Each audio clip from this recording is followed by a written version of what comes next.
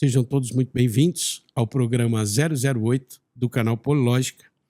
Hoje, aqui com o companheiro Nicolas Reis, vamos fazer uma análise de uma pesquisa divulgada pela Band FM contratada, né, e feita em parceria com o Instituto MAPA, um instituto de grande credibilidade no estado de Santa Catarina e que generosamente foi cedido o relatório ao canal Polilógica para que a gente fizesse análise e dirimisse algumas questões polêmicas que hoje, durante todo o dia, né, foi discutida aí nas coligações, nas militâncias e tudo mais, sobre uma diferença, a princípio, uma diferença de 0,1% na totalização da divulgação.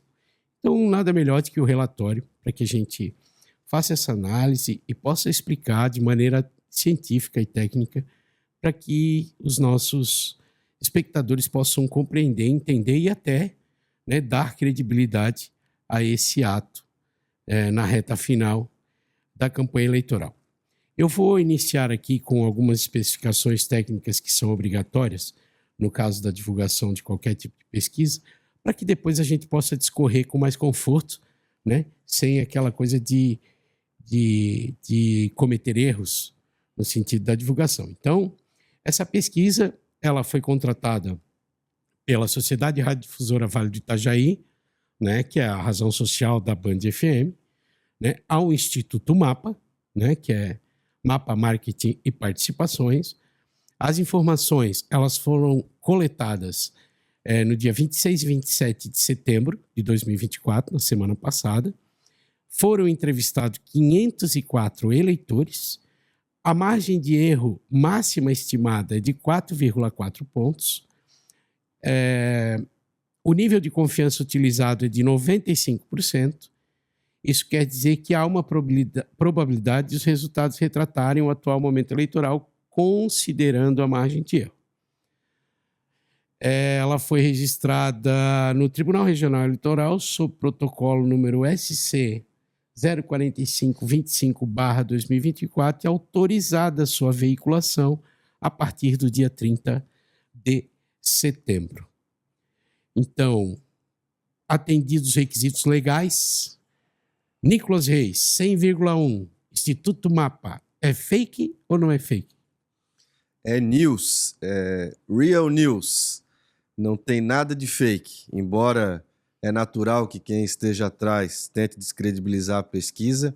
Pela primeira vez nessas eleições nós temos a pesquisa do Instituto Confiável. O MAPA tem mais de 30 anos de atuação, não só em pesquisas eleitorais, como pesquisas de mercado, de Florianópolis, o Instituto confiabilíssimo. E nós já falamos de pesquisa aqui, mas essa é a primeira vez que eu estou falando de uma pesquisa que a gente pode ter certeza da credibilidade. É lógico que isso não significa que o resultado da eleição vai ser esse, porque dia 26 e dia 27, esse é o retrato da pesquisa. Hoje pode ser diferente, amanhã é diferente, no dia da eleição pode ser diferente. Mas essa é a primeira pesquisa dessa eleição que a gente pode dizer que é news, que é notícia, que não é invenção e que está fundada, portanto, em dados corretos, o censo correto, os dados do TSE corretos, a metodologia correta, tudo certinho. Essa coisa do 1%, que é onde a turma... Claro, quem está atrás tem que se prender em alguma coisa para dizer, para descredibilizar. Mas esse 1% já na primeira página do relatório... Na verdade é 0,1, né? 0,1. Na primeira página do relatório, vou abrir aspas aqui, ó, aspas, observação, fecha aspas de novo, nas informações técnicas da pesquisa, abre aspas, observação, a soma dos percentuais pode não totalizar 100% em decorrência de arredondamentos. Fecha aspas. Então é evidente que na hora de arredondar, em vez de botar o número quebrado, eles botam o número para cima ou para baixo. Essa foi a diferença de 0,1. Isso não diminui em nada a confiabilidade da pesquisa, que, repito, é a primeira pesquisa que a gente pode finalmente observar com isenção e sabendo se tratar de um instituto que já acertou muito mais do que errou. Eu queria, só para agigantar a nossa conversa daqui por diante, também falar do setor censitário que foi utilizado, né? Então vamos lá, ela foi dividida em 5 regiões. Região 1, bairros mais centrais, que seria Centro e Fazenda, que daí acumula ali Praia Brava, Cabeçudas e tudo mais, uma totalização de 16%. Dom Bosco, São Judas, Vila Operária, São João, Barra do Rio e bairros vizinhos, microbairros, né? 19%. São Vicente e Cidade Nova, 26%. Cordeiros, Salceiros e Murta, 20%. Espinheiros, Itaipava e outros bairros do interior, 19%. O que é isso aqui? Isso aqui é o fator censitário que foi utilizado nas 504 entrevistas que foram feitas por telefone e celular. Então, a consideração para a coleta de dados foi nessa distribuição. O que me chama a atenção aqui é que praticamente 70% aqui, 60%, né? Do outro lado do rio Itajaí-Mirim, respeitando, né, a densidade populacional das informações eleitorais. Quer fazer algum comentário sobre isso, Nicolas? Não, só acrescentar que, além disso, gênero, né, 52% de mulheres, 48% de homens, também respeitando o censo e os dados da Justiça Eleitoral. 16 a 24 anos, 12% dos entrevistados, 25 a 34, 22%, 35 a 44, 24%, 45 a 59 anos, 24%, 60 anos ou mais, 18%. Até o ensino fundamental, 26%, com o ensino médio, 45%, ensino superior, 30%. Que bom que Itajaí tem bastante gente com ensino superior, né? Tomara que tenham mais no futuro. E a condição econômica também foi verificada para fins estatísticos. Bom, na primeira página, que traz resultados, né? Então temos aqui intenção de voto estimulada para prefeito, onde Robson Coelho tem 46,4%, considerando a margem de erro, pode ter 42,1%, 50,7%. Osmar Teixeira teria 27,4%, considerando a margem de erro, 31,3% ou 23,5%. E Carlos Chiodini teria 19%, considerando a margem de erro, podendo ir a 22,4% ou 15,6%. Fabiano Silva teria 1,6%, podendo ir a 2,7% ou 0,5%. Branco e nulo e não sabe, totalizando 5,6%, considerando a margem de erro, que é de 4,4%, segundo o próprio Instituto. Nicolas. Vamos lá, a bola está comigo então. É que eu não sou muito bom de fazer gol, sou melhor para dar assistência. Vamos lá. Não houve pesquisa espontânea. Espontânea é aquela quando o entrevistador pergunta, nas eleições de 6 de outubro, em quem você vai votar? E ele não te dá a opção, tu tem que lembrar quais são os candidatos e o teu candidato, né? Não houve nessa pesquisa, eu imagino que porque nós estamos já perto, muito próximos da data da eleição. Geralmente essas perguntas são feitas quando a eleição ainda está mais longe. Nesse momento, provavelmente o resultado da espontânea seria muito semelhante ao de estimulada. Então foi feito um gráfico de estimulada considerando branco e nulo, mas o branco e nulo para fins de totalização dos votos válidos não conta. Então quando a Justiça Eleitoral no dia 6 for lá dar o resultado de quem ganhou, quem perdeu, vai estar os votos válidos e separadinho votos brancos e nulos. Então considerando os votos brancos e nulos, portanto também os votos que não são válidos, o Robson chega a 46,4%, Osmar Teixeira 27,4%, Chiodini 19%. Note aqui que o Osmar Teixeira e o Chiodini estão mais próximos do empate técnico do que o Robson e o segundo colocado. O Osmar Teixeira teria, na pior das hipóteses, no pior da margem de erro, no mais baixo, 23,5%, e o Chiodini no mais alto, 22,4%. Enquanto o Robson, na pior das hipóteses, 42,1% contra 31,3%, 9 pontos praticamente à frente, mesmo considerando a margem de erro nos piores cenários para ele. Então, incontestável que nesse momento, pelo menos, Jean, a liderança é do Robson Coelho.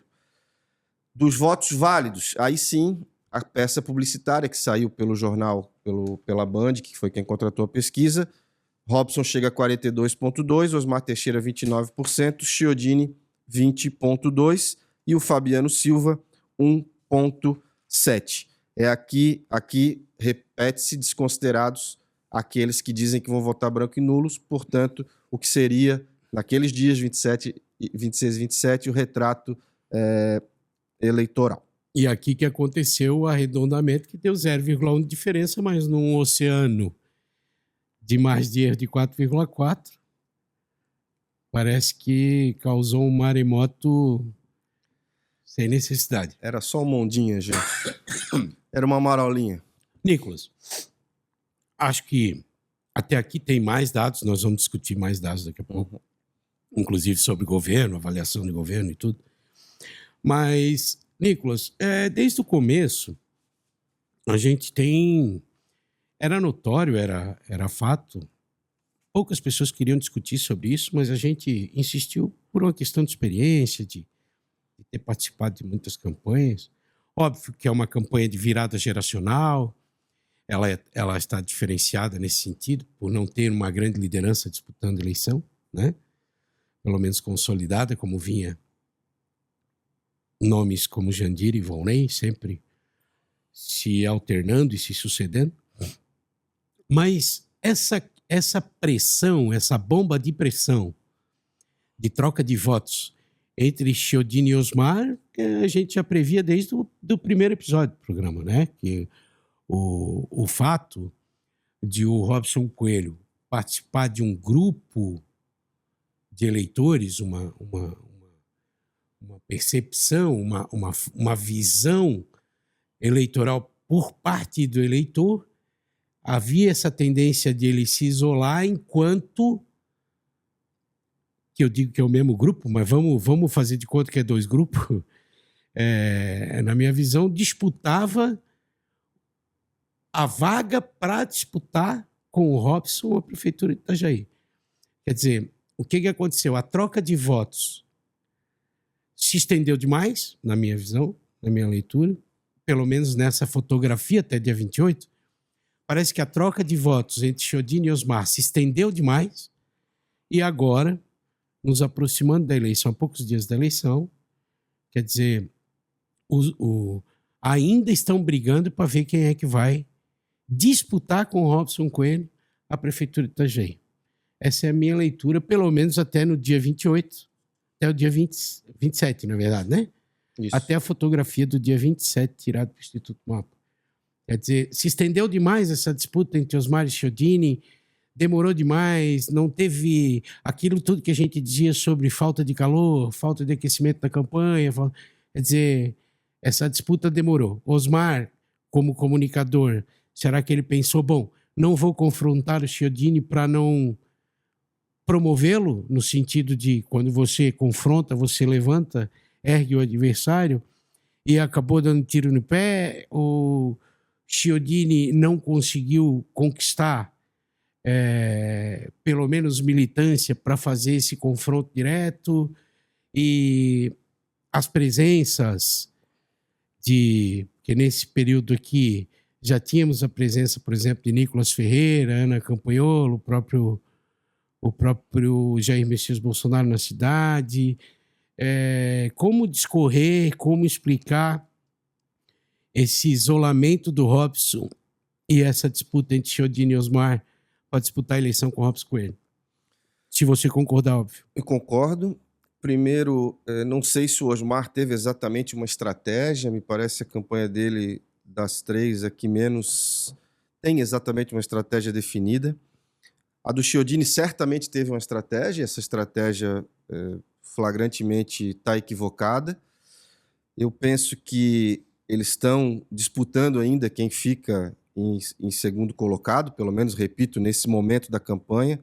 O dia da eleição é outra coisa, mas nesse momento da campanha eles disputam segunda e terceira colocação. Penso que para o Osmar encostar, chegar ao Robson, só um fato muito extraordinário que ele consiga construir durante essa semana, e o Chiodini praticamente um milagre para chegar vitorioso no dia 6 de outubro. Mas me chama a atenção, primeiro, da tua reflexão. Itajaí é uma cidade que historicamente disputa dois grupos. Desde a ditadura militar, Arena e MDB a cidade veio disputando entre esses dois grupos, que depois o PT tomou, né, junto com o MDB, aliás, tomou esse protagonismo, mas sempre foram dois grupos. Eu disputei a eleição contra o Jandir em 2012, dividi junto com o Deodato, e depois o Jean dividiu em 2016, quando ele coordenou a campanha da Ana, em que existia a Ana de um lado, Volney do outro e o candidato da sucessão do outro. Mas a cidade, ela ainda tem essa coisa dos dois grupos. Então está muito claro que o Robson capitalizou um desses grupos e ficou para si. Eu digo capitalizou, Jean, desde a eleição passada, porque o Robson teve na eleição de 2020 pouco mais de 47% dos votos válidos. Está aqui dentro da margem de erro, está dando 49,2% dos votos válidos nesse retrato dos dias 26 e 27, mas com a margem de erro de 44,53%. Então, me parece que ele trouxe esses votos de 2020, consolidou esses votos, e esses ataques, essa tentativa das outras duas candidaturas de derreter, não deu certo.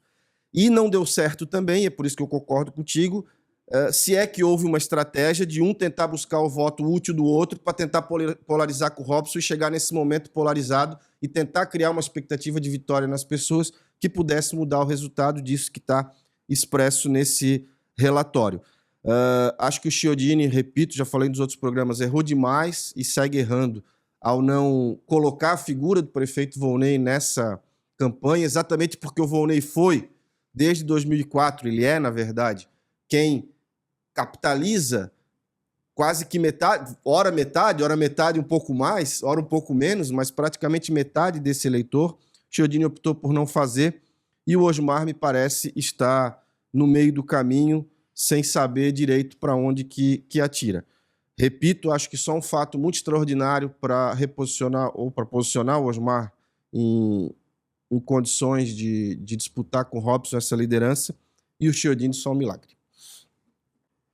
A questão do Volney na campanha, e aí eu vou voltar um pouquinho o último evento que a gente não comentou ainda, que foi o debate da NDTV do último dia 28.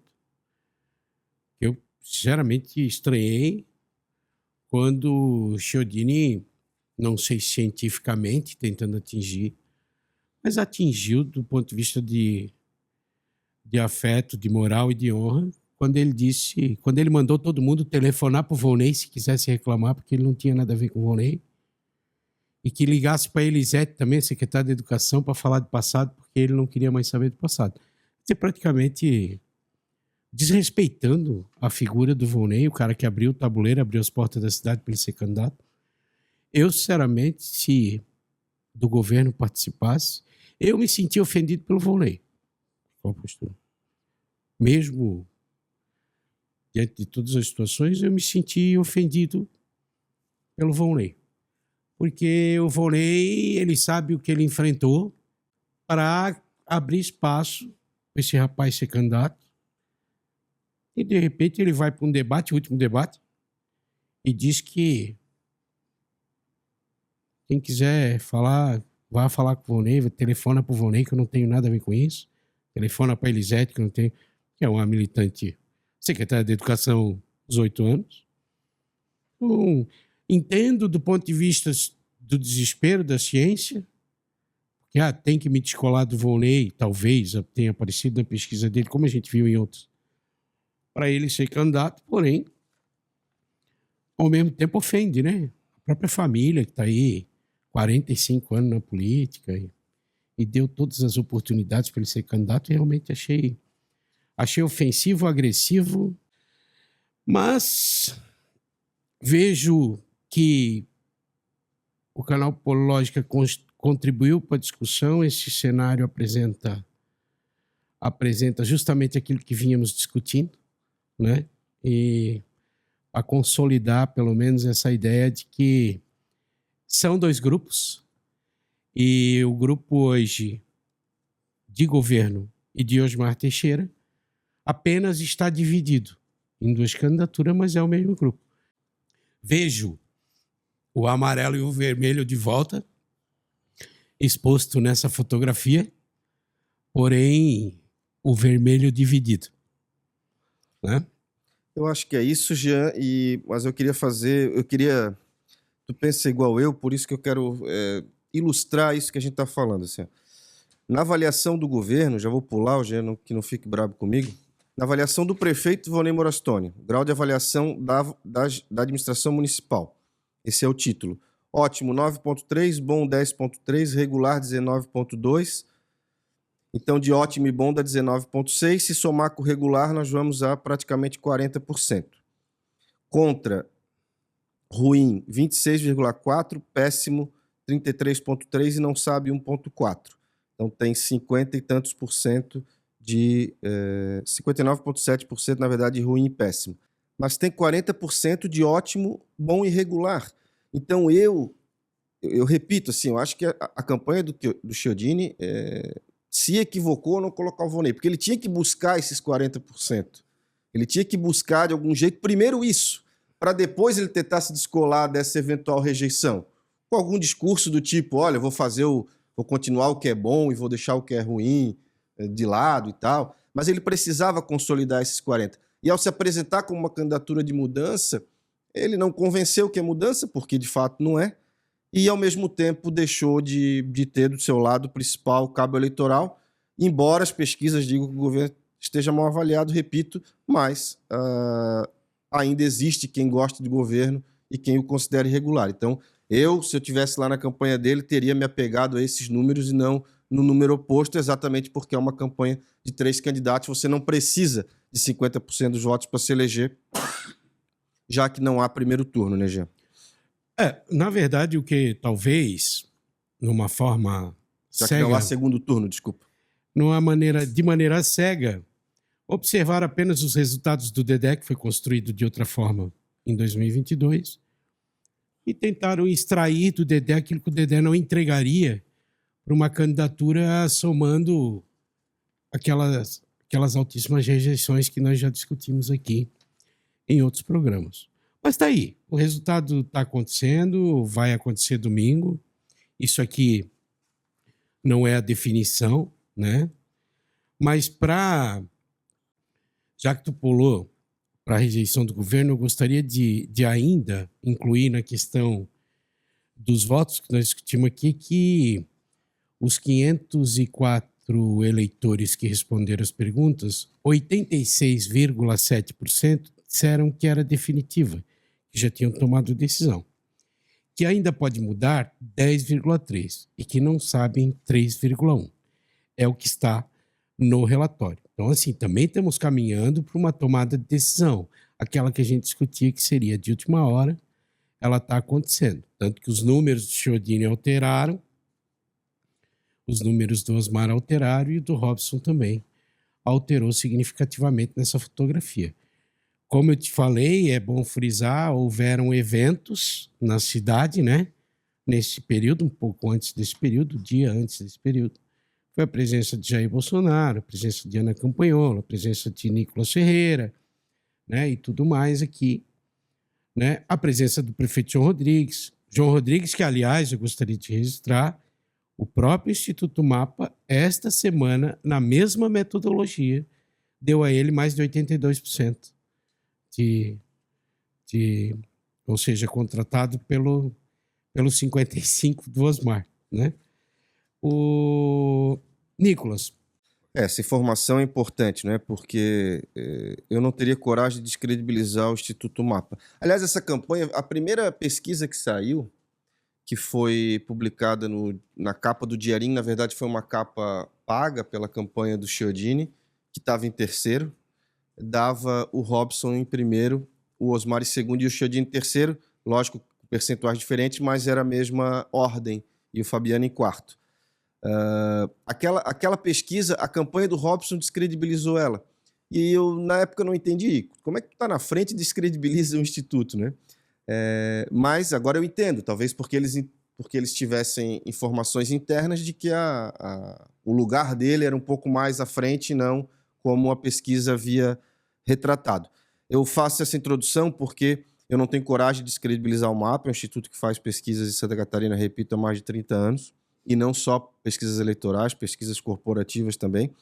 e vai ficar muito difícil para o Osmar de credibilizar essa pesquisa, considerando que lá em Chapecó, o mesmo instituto, com a mesma metodologia, vou usar tuas palavras, ele está dando... Florianópolis e tudo assim. Várias O cidades. próprio PSD tem usado esse instituto para credibilizar os números na reta final. E em vários municípios indicando a vitória dos 55. Exatamente. Vamos lá, eu queria agora só rapidamente discorrer sobre rejeição nominal, né? Então vamos lá. O Chiodini, por exemplo, a pergunta é: para qual desse candidato você não votaria de jeito nenhum para prefeito de Itajaí? Estimulada a resposta única. Carlos Chiodini, MDB, 40,9%. Robson Coelho, 19%. Osmar Teixeira, 16,5%. Fabiano Silva, 13,1%. Rejeita todos, 1,2%. Não sabe ou não rejeita nenhum, em 9,3%.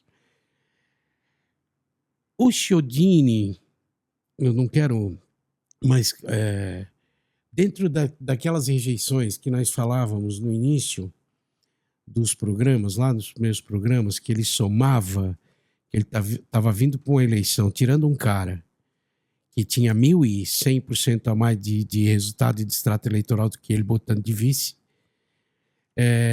mas ele trazia a rejeição de mais de 80%, de que não votaria de jeito nenhum na época, né? E quem viesse de fora só para ser candidato, também somava uma rejeição de quase o mesmo número de ser apoiado pelo prefeito, de quase o mesmo número de ser apoiado pelo vice-prefeito, que é o prefeito em atividade. O cara trocava um extrato eleitoral, né? O governo trocava uma candidatura de sucessão com extrato eleitoral 1.200% maior, um cara extremamente popular, e trazia uma pessoa que ninguém conhecia e tal e tal. Então, assim, a rejeição parece que não deu tempo nem de corrigir a própria rejeição baseada nesses números aqui. Eu não sei se tu tá com a página... Tô com a página e assim, o percentual bate certinho com o percentual de rejeição do próprio prefeito, que significa e reforça a nossa tese de que ele não conseguiu descolar, né? Por mais que tentou, se esforçou, nos debates ele faz isso, as peças publicitárias recentes fazem a mesma coisa, né? Ele tenta empurrar o Osmar e o Robson para dentro do governo, para tentar, talvez, dividir essa rejeição com os outros candidatos, mas não funcionou. A verdade é que a candidatura do MDB, como não poderia ser diferente, as pessoas não são bobas, ela está sendo lida pela sociedade como uma candidatura de sucessão ao governo Volney e acabou. E ponto final, né? Não tem mais o que dizer. Mas o que é estranho é que, assim, ele é negativo. Então, assim, a campanha dele faz a leitura de que o governo do prefeito Volney é negativo, né? E aí ele tenta colocar, sendo que ele é essa confusão, talvez essa confusão que está fazendo ele alterar um pouquinho. Mas será que ele está conseguindo cientificamente enganar que ele não é do governo e o Osmar que é e o Robson que é? Não está. Não está. Não conseguiu. E acho que errou ao tentar conseguir, ao tentar fazer isso, né? Eu repito, assim, se eu estou do lado da campanha do Chiodini, e a gente já está falando isso faz tempo, eu poderia ter feito até baseado nas nossas argumentações. O Chiodini tinha que usar o principal cabo eleitoral dele, que era o Volney, ponto, acabou. Até porque ele tem uma margem para crescer e ele não precisa, gente, de 50% dos votos, são 3 candidatos, não tem segundo turno. Se você fizer talvez 35%, 40% dos votos, você já é o prefeito. Então ele precisava trabalhar nessa margem. E ao tentar se descolar, ele errou. Eu acho que do ponto de vista de qualidade das peças publicitárias, o Chiodini foi o melhor, até está sendo, né? Boas peças, engraçadinhas, mas sem cair na chacota, né? Tentando mostrar propostas de um jeito lúdico e tal. Funcionou, tornou ele conhecido, talvez esse seja um dos objetivos dele com essa campanha também, para além da própria disputa. Mas a estratégia, o que está por trás, o espírito da peça publicitária, né? O que ele quer passar, que era esse descolar, essa coisa de ser uma coisa nova, não, até o dia 26 e 27, nós estamos falando de um retrato eleitoral, não colou e está expresso no resultado tanto da rejeição dele, quanto da aprovação pequena, quanto da rejeição do próprio governo, que se lida no contexto, mostra que se a gente está errado, a gente não está muito longe do certo. Eu até quero voltar no quadro que faz a avaliação do prefeito Volney, que a pergunta se diz o seguinte: como você avalia o desempenho da administração do prefeito Volney Morastoni? Então vamos lá. Geralmente se compensa ótimo e bom com regular, né? Então vamos lá. Nós tivemos somados ótimo e bom 19,6. Ou seja, pessoas que realmente aprovam o governo Volney, que justifica a candidatura se nós olharmos o desempenho de Chodini na pesquisa, certo? Regular é aquele cara que diz o seguinte: está funcionando. Tem a escola está funcionando, meu filho está indo para a escola, a saúde está funcionando, a minha mãe foi lá, precisou, funcionou. Mas esse cara quer que continue funcionando. Esse cara, geralmente, do regular, que respondeu regular, falando de eleições anteriores, geralmente é quem decide a eleição, viu, Nicolas? Itajaí. Uhum. Mas o ruim e o péssimo somam 59,7. Eu não vou falar 60 para não dar diferença depois, o pessoal vai lá. Mas 59,7 é de ruim e péssimo. Ou seja, não querem continuidade, não aceitam continuidade, preferem a mudança, onde contempla as candidaturas de oposição, que nós já discutimos aqui. E não sabe 1,4. Agora, Nicolas, isso para deixar claro o quadro de avaliação do prefeito na totalidade que a gente não tinha falado. Agora, voltando lá para a estimulada completa, considerando brancos, nulos, não soube, não respondeu, tu não achou um número muito baixo? Achei. Deu 5 ponto alguma coisa, né? 5,6 de branco nulo, não sabe, Nós falávamos disso no episódio passado, né, Jean? Ou as pessoas estavam indo para a decisão, ou elas já estavam decididas, né? Eu repito, a minha teoria... A não ser que na metodologia do telefone, como foi por celular e tem ali o questionário, tudo certinho e tal, por telefone, seja a pessoa se comporte diferente, né? Porque ela está no ambiente de conforto dela e tal, e ela acaba respondendo de outra forma. Sinceramente, eu não comparei. Até depois eu vou fazer essa comparação, porque eu tenho outras pesquisas ali que foram usadas o mesmo método, para ver se dá uma diferença de não sabe, não respondeu, das pesquisas de campo de rua para as pesquisas de telefone. Mas eu acho que é isso, assim, porque se a gente olhar na história, o que vai ter no dia 6, evidentemente, é um não comparecimento que vai ser muito maior do que isso, percentualmente. Mas branco, nulo e não sabe, me parece, e isso eu falo olhando historicamente as eleições da cidade, é mais ou menos esse número ele mesmo. Não representa o número de abstenção, né? Não representa abstenção, exatamente. Porque abstenção é o cara que está viajando, que no ela é proporcional, ela não é? Ela só vai se abster quem vota no fulano, no ciclano. Exatamente. Tá certo. São inúmeros fatores que levam a pessoa a não ir votar. O branco e nulo é uma decisão política, né? Vou votar branco. Vou lá, vou sair de casa, vou lá votar branco. E o não sabe é que está indeciso mesmo. Então, é um número de indecisos pequenos que, considerando 26 e 27 de setembro, 10 dias praticamente da eleição, me parece que é um número que faz bastante sentido. E considerando também, porque todo gráfico tem que ser olhado comparativamente ao outro, no contexto do todo, né?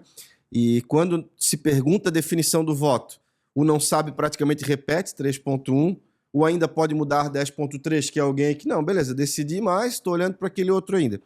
E o que já afirma ter definido o voto, não mudo mais, 86.7, significa que as pessoas, aparentemente, pelo menos no dia 26 e 27, tinham decidida já a sua posição.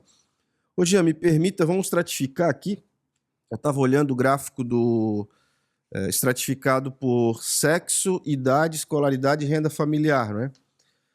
Veja, o Robson tem mais votos entre os homens. Ele chega a 55% e baixa para 38,5% quando se tratam de mulheres. Aí, na idade de 35 a 44 anos, é onde ele tem mais votos. Ele chega a 50%. Na de 60 anos ou mais também. Ele é mais forte de 35 para cima, na verdade. 35 a 60. E naqueles que têm a escolaridade de ensino superior, ele também leva uma larga vantagem, 50,3% contra 24,8% do Osmar, 17,2% do Chiodini. O Osmar, na renda familiar até 2 salários mínimos, é onde ele fica melhor. Ele chega a 30,4%. Chiodini, 9,8%. Entre 2 a 5, o Chiodini também fica um pouco acima da média e o Osmar também fica acima da média, 30,1%. Eles começam a perder quando a renda é maior do que 5 salários mínimos, onde o Robson lidera com 50% contra 24,1% do Osmar e 20,3% do Chiodini. Homens e mulheres é isso. Vamos ver quem é que está melhor entre as mulheres. Quem sobe mais é o Osmar, que pula de 27 para 32 no público feminino. Chiodini de 17 a 20. Então, o Robson bem melhor, né? Entre os homens, numa faixa etária de 35 anos para cima, e escolaridade superior e renda familiar maior do que 5 salários mínimos é onde ele está melhor. E os outros dois, Osmar e Chiodini, basicamente o reverso. Estão melhores entre as mulheres, num público mais jovem, com menor escolaridade e menor renda familiar. Essa é basicamente a estratificação dos votos, dos percentuais nesses nichos. Repito, sexo, idade, escolaridade e renda familiar. Eu acho que destrinchamos bem a pesquisa, né? Dentro dos dados que nós tínhamos, em 17 páginas aqui, obviamente, tem situações aqui que a Band, com certeza, publicou ela na íntegra, né? E provavelmente o Instituto Mapa deve se manifestar a qualquer momento aí, através dos veículos de comunicação do Grupo Band, né? Com certeza, para dirimir essa dúvida. Obviamente que esse momento gera paixões, né? Tem gente de um lado, sempre alguém vai ficar triste e alguém vai ficar feliz numa situação dessa. Mas estamos caminhando para o dia 6, é o futuro da cidade que está posto, né? E que vença o melhor, mais bem preparado, que Itajaí continue no caminho do crescimento, da prosperidade, né? E tudo aconteça da melhor forma possível. Independente de quem gosta de quem, odeia quem, não é o momento. Esse momento é de pensar coletivo, de agregar valor ao futuro, não só seu, mas dos seus vizinhos, dos netos, dos filhos e de todo mundo. Itajaí precisa crescer, precisa de emprego, precisa de saúde, precisa de educação. E, com certeza, a pessoa que tiver mais confiança do eleitor vai sair vitorioso no dia 6. Jean, posso fazer uma parte? Aqui é permitido a parte, presidente? Então vamos lá. Eu já fui candidato, tu ainda não tivesse essa oportunidade, eu espero que ainda tenha, o meu voto é teu. Mas eu fui candidato 7 vezes, inclusive fui candidato a prefeito. E tive uma pesquisa publicada mais ou menos nessa época, que dava Jandir bem na frente, Deodato na minha frente. Tu lembra da distância aquela vez? Eu não lembro, mas a pesquisa não batia com os nossos dados, que davam eu um pouquinho na frente do Deodato, e eu acho até que aquilo mudou o resultado da eleição. Mas a distância de Jandir para vocês era assim, muito grande. Era o muito resultado grande. final É? Ficou dos votos válidos praticamente 60 contra 20 contra 20. Mais ou menos isso. Mas eu tinha noção porque eu tinha o levantamento interno, assim como eu tive em outras campanhas de deputado, por exemplo, né? E assim, conselho para os candidatos, eu nunca briguei com pesquisa. O que eu fazia? Eu pegava ela, lia e tentava no outro dia fazer o que era possível para tentar reverter os números. Tem horas que não é possível, como não foi para mim em 2012, infelizmente. A curva é tão ascendente, as pessoas estão tão já decididas que você não consegue mudar, não é? Mas existem eleições em que se muda, e essa pode ser uma delas. Então, o conselho para os candidatos que ficaram atrás, não... Ainda tem dias para tentar mudar o resultado. Peguem a pesquisa, vejam onde é que vocês estão melhores, onde pode potencializar esses votos e tentem, porque vocês estão no jogo, tem que jogar a partida até o final, porque o resultado, tudo pode acontecer numa eleição e o resultado que está na pesquisa pode ser diferente. Ao mesmo tempo, um conselho para o Robson, né, não sente em cima desse resultado, que ele é só um retrato e o resultado pode mudar lá na frente. O que a gente está falando aqui é de uma tendência, de uma pesquisa finalmente confiável e que retrata, de fato, no momento já bastante decisivo, um comportamento do eleitor, digamos assim. Sabe por que eu te perguntei isso? Por quê? Porque muitas pessoas entraram em contato conosco hoje. Aí o cara assim, mas nunca teve uma diferença tão grande e tal, e tal. Não, acho que sim, em 2012, Jandir Bellini era uma liderança consolidada e deu uma lavada no Nicolas e no Deodato, que eram os candidatos de oposição na época. Mas assim, 20%, tanto tu quanto o Deodato tiveram 20% cada um, não deixa de ser 40% do eleitor acreditar, né? E aí aqui é a mesma... E é por isso que eu estou falando, para justificar que, assim, talvez, não estou dizendo que não, mas pelo menos no dia 26 e 27, nós vimos retratado um cara que já foi candidato a prefeito, que estava construindo, está em campanha há 4 anos. Há 4 anos, né? Ocupou espaços da administração pública, estratégicos, como secretário de Estado e tudo mais, né? Enquanto, assim, vamos lá, a cidade realmente é 2 grupos. Trouxe um vice importante, né, Jean? Isso é fundamental que se diga. O Rubens Angioletti agrega demais, né? O Rubens Angioletti atrapalha um pouco essa conta do outro grupo. E o outro grupo, nós temos que considerar que está dividido, né? Na verdade, com a troca de votos, com a franca troca de votos aqui, o grupo está dividido. Então, por isso que eu falei lá no início, eu estou vendo o vermelho e o amarelo de novo, sim, né? Acontecendo em Itajaí. E longe de mim querer definir ou rotular qualquer um. Mas, de fato, cientificamente, a gente pode constatar de que há o amarelo buscando o conforto que sempre buscou com o Jandir e teve que resolver com o Volney em 2016, né? Se tu analisar. Mas, agora, buscando conforto de novo, pelo menos dia 26 e 27. Se essa coisa mudou, depois aí é uma outra conversa, né? Mas, Nicolas, eu acho que quem tiver mais dúvida aí, depois manda pra gente. A gente pode comentar no próximo programa. A gente vai ter 2 programas essa semana e mais a live no dia 6 da apuração, né? Fica ligado aí, nós vamos divulgando. Debate NDTV, dia 28, 21 horas, sábado, naquele churrasquinho, todo mundo pode acompanhar pelo YouTube. Qual foi a leitura que tu fez do debate? Olha, eu comecei eufórico e terminei dormindo, porque que debate morno. O que é isso? É disso que eu falo, assim, se tu tens um número desse, porque essa pesquisa, gente, os números estão internamente, não é novidade para os candidatos, eles escondem e tal, mas não é novidade para eles os números que estão colocados. Ora, há praticamente uma semana da eleição, era hora de pegar fogo, né? Era hora da gente ver as coisas acontecerem.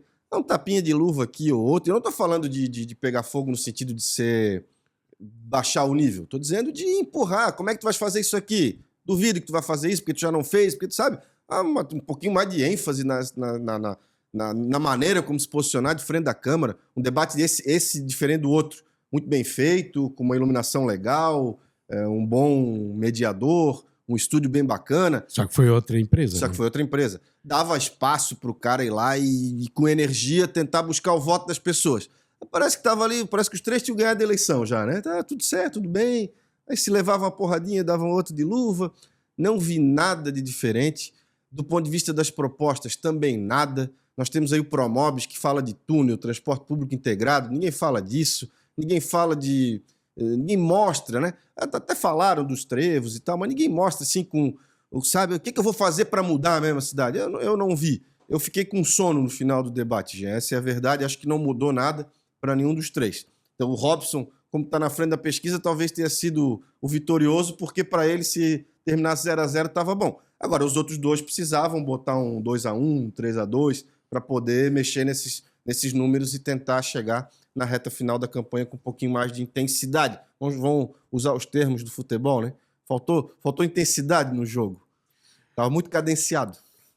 É muito difícil também, não se sabe qual é a situação, só vamos saber dia 6, né? Depois da apuração. Mas o que já está posto, o que já está desenhado na cabeça do eleitor e na decisão do voto dele, é muito difícil mudar daqui até dia 6 hoje. Independente da pesquisa, independente dos valores, mas se o que está decidido, está decidido. E dia 6 nós vamos observar qual foi a preocupação do itajaense com o futuro da cidade numa virada geracional distante de lideranças que trouxeram tudo isso até aqui, né? Porque não deixa de ser um composto de várias gestões, né? Nós já analisamos aqui também a importância que cada um teve para o saldo positivo de Itajaí. Itajaí é uma cidade que tem saldo positivo, que tem pujança, e cada um contribuiu de um jeito. Por isso que eu disse ali, eu me senti, voltando para o debate, né? Eu me senti desrespeitado pelo Volney, com a postura de Chiodini quando ele praticamente enterrou. E quero dizer mais, 2 dias antes, o prefeito em exercício, Marcelo Sodré, publicou um vídeo horrível do ponto de vista de se defender a gestão. Jamais faria aquilo. Praticamente pedindo vela para o Volney. O Volney está vivo, está de férias, vai voltar dia 7 e tal. E enquanto o médico não disser que ele não pode trabalhar mais, ele vai trabalhar, porque o senhor pode ter todos os defeitos do mundo, o desgraçado trabalhador. E enquanto ele puder trabalhar, ele vai trabalhar. Mas assim, como se todo mundo tivesse destruído o Volney, Não, isso não aconteceu, Marcelo Sodré. Eu não sei quem é que disse para você que você tinha que vir para a internet praticamente velar o Volney enquanto administra a cidade temporariamente e querer culpar não sei o quê com uma sabe, foi de um mau gosto, que é normal do Marcelo. A gente conhece o Marcelo, sabe que ele tem um péssimo gosto para tudo. Mas assim, foi de um mau gosto, foi de uma inconveniência absurda. Assim, sinceramente, amigo, quando assim, usa o meu telefone, usa o telefone de pessoas fora da bolha, quando for para fazer um material assim, para contemplar amigos, eu tenho certeza que você queria ajudar, não queria prejudicar, consulta outras pessoas, porque as pessoas que tu tem consultado, realmente pode ser até vontade delas, né? Quando te falam isso, né? Mas o Volney tem muita lenha para queimar ainda. Eu acho que tu deveria te preocupar com a articulação para o próximo período. Aí me explica, Jean, me explica. Por que a campanha do Chiodini esconde o Volney e faz aparecer o Marcelo? Eu não entendi. Não, mas não foi na campanha, não. Ele fez sozinho, por conta própria? Marcelo tem uma produtora, pô. Então tá explicado. Porque, olha, é para enterrar, né? Num contexto desse. O Marcelo já teve seus bons momentos e tal, mas a gente observa cientificamente que hoje não. Então, trazer o Marcelo para a campanha e não trazer o Volney, mas tá explicado. Ele que fez. Ele fez por conta própria, querendo. O que eu entendi do que é assim, tudo isso está acontecendo, o Volney está doente porque o Osmar e o Robson e todos os vereadores da Câmara fizeram uma campanha contra o Volney, destruíram o Volney e tal. E não é. O problema do Volney é científico, é um diagnóstico, é uma patologia, entendeu? Então, porra. Não, tipo assim, eu vou salvar a eleição dizendo que o Volney foi vítima do Robson e do Osmar. Dá licença. Sim. É de um mau gosto, mas assim, vindo do Marcelo, da cabeça dele, mau gosto, ele é campeão. Eu vi também alguma coisa eu não sei se foi no debate ou em algum lugar que eu vi empurrando o tal negócio do auxílio emergencial da Covid pro Osmar também. Eu não me lembro se foi no debate, mas eu acho que essa foi a única coisa assim mais relevante, digamos assim, que apareceu e que é muito pouco, né? Eu acho até defensável, provavelmente o candidato tem defesa. Eu, quando fui vereador... Em parte, é defensável. É. Porque ele continuou recebendo depois que foi eleito vereador. Foi eleito. Uhum. É, então, entendeu? Eu vou dizer, eu aproveitei esse tema porque ele para mim é muito caro. Durante a pandemia, eu fui o único vereador da Câmara, o único, nenhum além de mim, devolveu parte do salário durante a pandemia. E eu defendi, eu fiz para tentar criar um exemplo de que os outros fizessem o mesmo. Eu acho que foi 20%, uma coisa assim. Sabe? Porque eu acho que era um gesto, não é tanto pelo valor, pelo que sai, pelo que deixa de entrar. Era mais um gesto de dizer, pô, prefeitura, a gente quer fazer um... Né? Mas, então, assim, eu acho... Se é verdade o que aconteceu, ele de fato deve explicações às pessoas. Mas eu acho que desses últimos minutos da campanha, desses últimos dias, foi a coisa mais relevante que eu vi acontecer, assim, não vi mais nada. Claro que nós estamos distante de uma crise que foi absurda do ponto de vista humanitário, do ponto de vista de todos os sentidos, assim. Eu sei o que é trabalhar 24 horas por dia e todo dia ouvir às 5 horas da tarde um boletim e chorar porque morreu 5, morreu 6, morreu 7. Eu sei que dor é essa porque eu estava lá no núcleo do combate. Porém, essas questões, quando elas aconteciam, esses auxílios que eram conquistas no desespero, eu nunca vi um Tribunal de Contas mandar um e-mail, como eu recebi um e-mail dizendo: a partir de hoje estamos aprendendo todos juntos. Quando que tu imaginou que o Tribunal de Contas ia escrever isso e assinar? A partir de hoje estamos aprendendo todos juntos.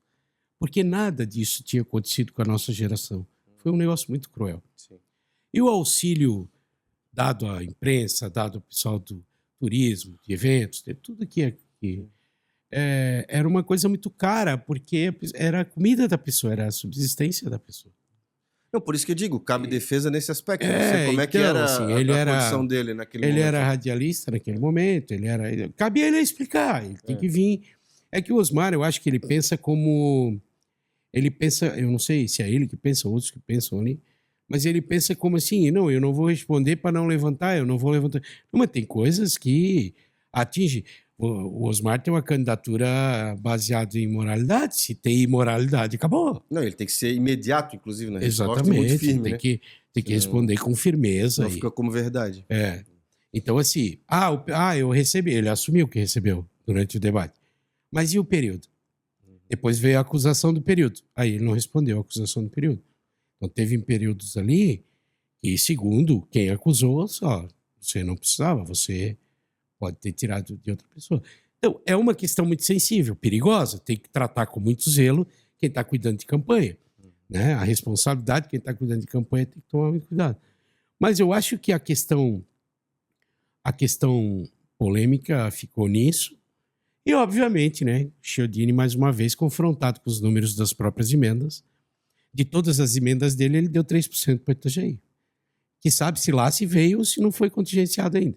Porque isso também, como é emenda secreta, a gente não tem como, né, essa coisa do orçamento secreto e tudo mais.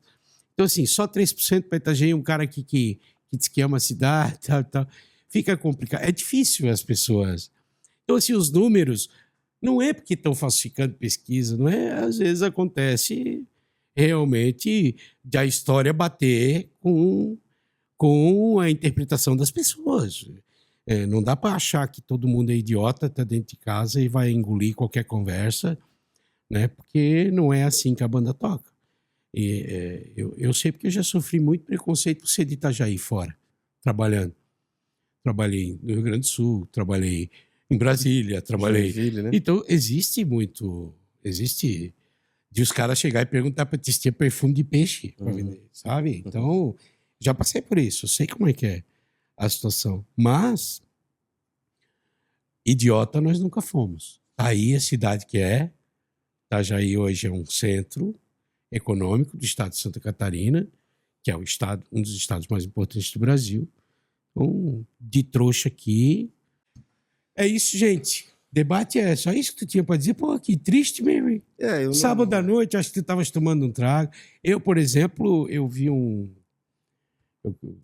eu até brinquei, quero ficar aqui, porque assim, tudo que eu faço eu assino. E eu realmente senti vontade de tirar um print da tela da TV E porque me veio na hora um pensamento assim, porra, na capital nacional do pescador, ver um cara de Jaraguá ganhar o troféu do maior mentiroso de Itajaí, aí é complicado, fiquei bravo, eu me senti desonrado por ser de Itajaí, entendeu? Foi por isso que eu fiz aquilo, eu fui eu que fiz, eu que assino, e não tenho certeza que não causou prejuízo nenhum a campanha do Chiodini. A mentira que ele conta causa, mas eu tenho certeza que não causei nenhum prejuízo à eleição. Simplesmente me expressei como itajaiense peixeiro que sou. Pior é que eu não tinha tomado nada. Eu até tomo no sábado à noite, não vou mentir. Mas eu fiz uma cirurgia no dente aqui, eu nem podia, tava tomando antibiótico, para te ver como foi monótono no debate. Nem jogar bola no domingo de manhã com o meu time eu fui. Então, o debate foi monótono mesmo. Não teve nada Isso de os três extraordinário. ficaram devendo pra nós, né, Nicolas? Pô, Ficaram. vocês não fizeram debate, bicho. Sacanagem. Sabe Deus o que vai acontecer dia 6? Qual é o pecado que vocês vão pagar dia 6? Mas que vocês não entregaram um debate decente pra nós, não entregaram. Lembra de 2004, Jean? O João Macanhã veio com a história de que ele ia fazer... Aliás, meu querido João Macanhã veio com a história de que ele ia fazer a Via Branca, que é a via portuária. Aí o Volney disse, não, mas eu vou fazer a via portuária. Aí um mostrava uma maquete de um jeito, o outro mostrava uma maquete do outro. Até hoje está lá, né? Pela metade. Mas assim, sabe, tinha discussão de proposta, de alguma coisa relevante e tal.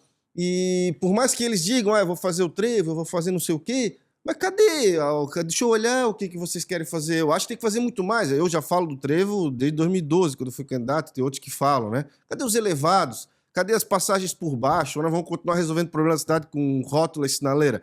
Então, tipo assim, precisa dizer e mostrar, e não dá mais tempo. Estou dizendo precisava, né? Há 15 dias atrás, o marketing, vocês podiam ter feito isso, não fez. Então vocês entregaram, me desculpa, vocês estão entregando uma campanha muito morna para as pessoas. Estou decepcionado com os três candidatos também. Então vamos lá.